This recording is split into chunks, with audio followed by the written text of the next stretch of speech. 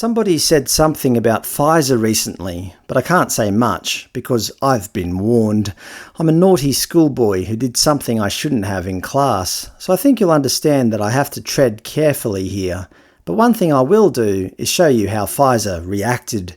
On around the 26th of January 2023, an undercover reporter went on a purported date with a person who identified as a higher-up in Pfizer.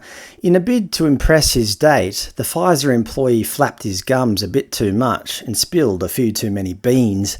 I can't say exactly what he said, but it was something about what goes on in the backroom laboratories of Pfizer.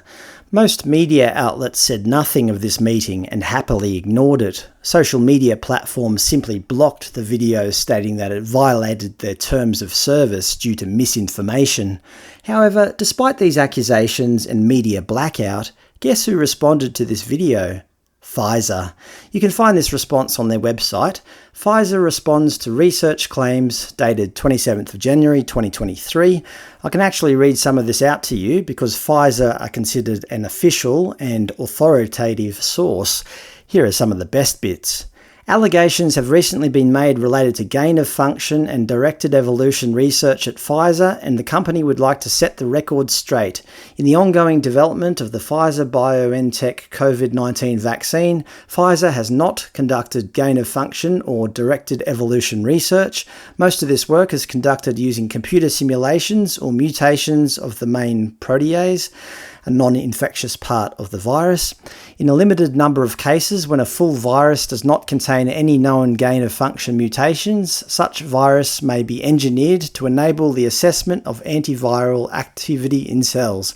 It is important to note that these studies are required by US and global regulators for all antiviral products and are carried out by many companies and academic institutions in the US and around the world. It should be noted that these are carried out in biosafety level 3 laboratories. Fact-based information rooted in sound science is vitally important to overcoming the COVID-19 pandemic, and Pfizer remains committed to transparency. Sorry, I'm not sure what happened there. And helping alleviate the devastating burden of this disease. As part of this statement, they also talk about the authorised uses of their COVID-19 products under the Emergency Use Authorisation. They also include important safety information. A few other points of interest. The vaccine may not protect everyone. There is a remote chance that these vaccines could cause a severe allergic reaction. Seek medical attention right away if you have any of the following symptoms. Myocarditis. Hey doc, I think I've got a bit of myocarditis. Difficulty breathing, swelling of the face and throat, a fast heartbeat, a bad rash all over the body, dizziness and weakness. You know, the usual stuff. Side effects that have been reported with these vaccines include severe allergic reactions, non-severe allergic reactions such as rash, itching, hives or swelling of the face, myocarditis, again, pericarditis, injection site pain, tiredness, headache, muscle pain, chills, joint pain, fever, injection site swelling and redness, nausea, feeling unwell, swollen lymph nodes, decreased appetite, diarrhea, vomiting, arm pain, fainting, unusual and persistent irritability. That's funny, I've never met an irritable vaccinated person. Unusual and persistent poor feeding, unusual and persistent fatigue or lack of energy, unusual and persistent cool, pale skin, dizziness. These may not be all the possible side effects of these vaccines. Paxlovid is not approved for any use, including for use for the treatment of COVID-19. That's weird. Paxlovid is authorised only for the duration of the declaration that circumstances exist justifying the authorisation of the emergency use of Paxlovid.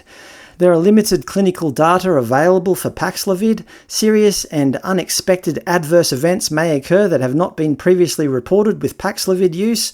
Risk of serious adverse reactions due to drug interactions. Clinically significant adverse reactions, potentially leading to severe, life-threatening or fatal events from greater exposures of concomitant medications. Anaphylaxis and other hypersensitivity reactions. Toxic epidermal necrolysis. Stevens-Johnson syndrome, hepatotoxicity, maybe a risk of HIV developing. I'll just scroll down a little bit so that we don't take that sentence out of context. Maybe a risk of HIV developing resistance to HIV protease inhibitors. Adverse events, dyschezia, some kind of taste disorder, diarrhea, hypertension and myalgia, that's muscle aches and pains, immune system disorders, anaphylaxis and other hypersensitivity reactions, pregnancy. There are no available human data on the use of this drug during pregnancy to evaluate for a drug-associated risk of major birth defects, miscarriage or adverse maternal or fetal outcomes. However, they do note there are maternal and fetal risks associated with untreated COVID-19 in pregnancy. Lactation. There are no available data on the presence of the drug in human or animal milk, the effects on the breastfed infant, or the effects on milk production. Contraception. Use of the drug may reduce the efficacy of combined hormonal contraceptives. Paxlovid is not authorized for use in pediatric patients younger than 12 years of age or weighing less than 40 kilograms. The safety and effectiveness of Paxlovid have not been established in pediatric patients. Systemic exposure of the drug increases in renally impaired patients with increase in the severity of renal impairment. And finally, Paxlovid is not recommended for use in patients with severe hepatic liver impairment. Contact Pfizer Media Relations at Pfizer.com. It's funny how a response to research claims turned into essentially a big safety checklist. Earlier on, my computer went a bit funny and blanked out a word. Oh, that's weird. But to be fair to Pfizer, this media statement was relatively transparent. How could an undercover video of a Pfizer employee, one which was blocked by social media, result in such openness from Pfizer? Perhaps more people need to go undercover.